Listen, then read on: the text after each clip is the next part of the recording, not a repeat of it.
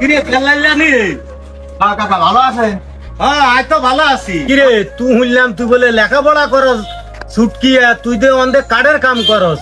আব্বা অসুস্থ যাওয়ার পরে বাড়ি কাজ করার মতো লোক নেই কেউ, এই জন্য আমি কাঠের কাজ করতেছি। সংসার এখন আমি চালাচ্ছি। তোর এই কাঠের কাম মানায়নি রে। তুই শিক্ষিত হলা, তুই এক কাম কর, তুই তো লেখাপড়া চাকরি বাকরি হাসছ, তুই এক কাম কর, তোরে আই এক তুড়ি দি বিদেশ ছাড়াই দিয়াম। তুই এসির তলে থাই, তুই মনে কর ৮০-৯০ হাজার টাকা কামাবি। আর যখন একখানা কাম শিখি যাবি বেড়া, তখন মনে কর তুই ১.৫-২ লাখ টাকা কামাবি বেড়া। কতজন রে তো আমি হারাই দিলাম বিদেশ, এক এই কিনে তুড়ি দি। তুই যাবি নি বেড়া? কইলে তুই আর লগে যোগাযোগ করিস বেড়া, তোরাই হারাই দিয়াম বিদেশ। না কাকা, আমি আর বেড়া বিদেশ যাবো না। আগে বেড়া বিদেশ যাতে যায় আব্বা সেই জমি পেয়েছে, টাকা দেশে দালাল গেছে, সেই দালাল টাকা পয়সা মাইরে দিয়ে বিদেশ যার নাম কয়ে সে দালাল পলাই গেছে। আমার সে টাকা পয়সা মার, এখন আব্বা অসুস্থ হয়ে পড়ে আবার নিঃস্ব হয়ে গেছে। এখন কোনো ব্যবসা বাণিজ্য করে খাতে পারিনি। পরে যে কাঠের জন বেঁচে তাই খাচ্ছি, কাকার সাথে যোগাযোগ করে কাঠের জন বেঁচে তাই খাচ্ছি। তুই কি বেড়া ব্যাগ দালালের লগে আর তুলনা করস নি? তুই তার ভাই বেড়া বেড়া, তোরা কইছি না তুলির লগে তোরাই বিদেশ হারাই দিয়ে লক্ষ লক্ষ টিয়া মানুষে কামাই বেকেরাই হারাই দিছি। আর তুই কস বেড়া ব্যাগ দালালের লগে তুই আর লগে এক মনে করস নি বেড়া? ক্যারেক্টার সম্পর্কে জানোস নি? আমি ইচ্ছা করলে অনে তো তোরাই বিদেশ হারাই দিতাম হারি বেড়া। না কাকা, আমি আর বেড়া বিদেশ যাবো না। আগে বেড়া বিদেশ পাঠাচ্ছে, যে টাকা পয়সা মায়ের খাইছি, এবার আর বিদেশ যাবো না। পুরো নিঃস্ব হয়ে গেছে, এবার টাকা পয়সাও নেই। যেই টাকা পয়সা ছিল সব তো দালালের কাছে দিয়ে দিয়েছে, টাকা পয়সা নেই। আমি আর বিদেশ যাচ্ছি না কাকা। আরে বাইস্তা, তুই তার আপন জন, তুই তার আপন জন। এরে করিম্মা তুই গারে বুঝাচ্ছা, আই তো কইছি গারে বিদেশ ছাড়াই দিয়ে ৮০-৯০ হাজার টাকা করি কামাইব।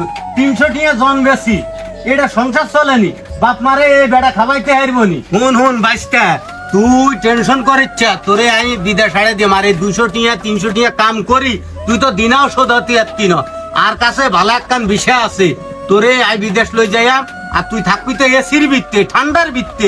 তুই এই যে গরমের ভিত্তে তুই কাম করাস, বুঝস না বাইস্তা? তোর বাপের লগে আর কথা হয়েছে বুঝত নি?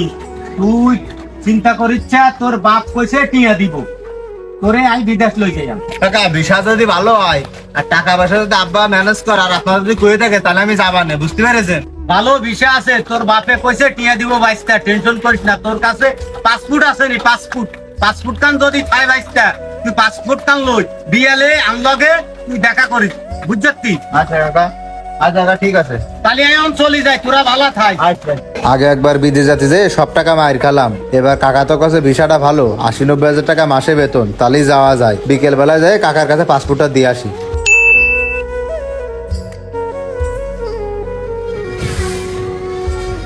ও বিল্লাল, বিল্লাল বাড়ি আছিস?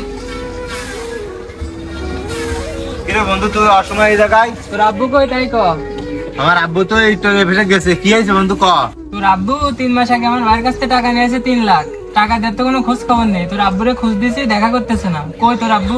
৩ লাখ টাকা? তাহলে মনে হয় আমার ওই বিদেশ যাওয়ার জন্য সে টাকা নিয়ে এসেছে। সে দালালের কাছে মনে হয় সে টাকা দিয়েছে ৩ লাখ টাকা। হ্যাঁ, তো তোর আব্বু কই? ৩ মাস আগে টাকা নিয়েছে, কইছে ১.৫ মাসের ভিতরে টাকা দেবে। এখন 3 মাস হয়ে গেছে, কোনো তার দেখাই নেই। তার সম্পর্ক ভালো থাকতে তোর বাবারে টাকা দিয়ে আসতে কইছে না ৩ দিনের ভিতরে। তাই কিন্তু অবস্থা খারাপ আছে। আচ্ছা দিয়ে আসতে কবার? হ্যাঁ কইছে না। কি করবো ৩ লাখ টাকা আমি ফোনতে ম্যানেজ করবো? আবার ওইদিকে দালাল বলে যে ১ মাসের মধ্যে বিদেশ পাঠাই দেবে না। এই ১ মাসের কথাকে ৩ মাস ঘুরোচ্ছে, তাও কোনো খোঁজ নেই। আর এদিকে যে টাকা জন্য চাপ দিচ্ছে, আমি তো জানি না ৩ লাখ টাকা আব্বু নিয়ে এসেছে। কি করবো এখন আমি ৩ লাখ টাকা কোনতে ম্যানেজ করবো?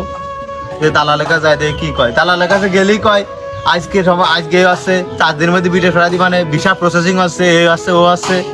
এই জ্বালা আমি আসলে যা ছিলাম ভালোই ছিলাম, এই বিদেশ পাঠানোর নাম করে আর কি করবো। কাকা বাড়ি আছে? রাজু কাকা? কিরে বেলাইলানি রে? হ্যাঁ কাকা, একটু নিচে আসেন। ও তুই আইতে আসি।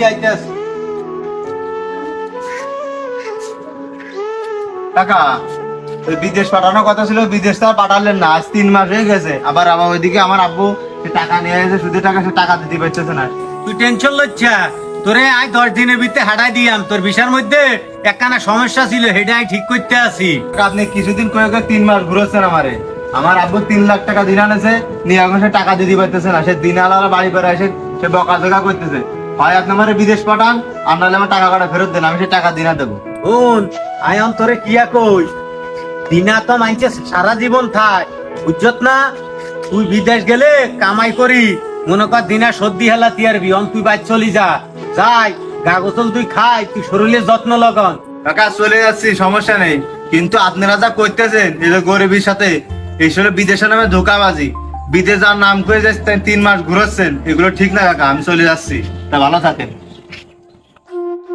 ভিডিওটি করার উদ্দেশ্য হলো আপনারা যারা বিদেশে লোক নেন তাদেরকে উদ্দেশ্য করে বলতেছি, আপনারা যাদের বিদেশ নেন তার অধিকাংশ লোকই কিন্তু থাকে গরিব বা অসহায় ফ্যামিলির ছেলে। তাদের ফ্যামিলিতে টাকা ম্যানেজ করতে কিন্তু অনেক মুশকিল হয়ে যায়। আপনারা যে টাইম দেন সে টাইমের মধ্যে তারা বাধ্য হয়ে হয় গরু বিক্রি করে, নয় জমি বিক্রি করে, নয়তো সুদে টাকার পরে ধার নিয়ে তারা টাকাটা ম্যানেজ করে সময়ের মধ্যে আপনার টাকাটা দিয়ে দেয় এবং সে মনে করে কিছুদিনের মধ্যে বিদেশ যেয়ে সব টাকা পরিশোধ করে দেবে। কিন্তু আপনারা সঠিক কথা না বলে আপনারা 6 মাস 1 বছর ঘোরান।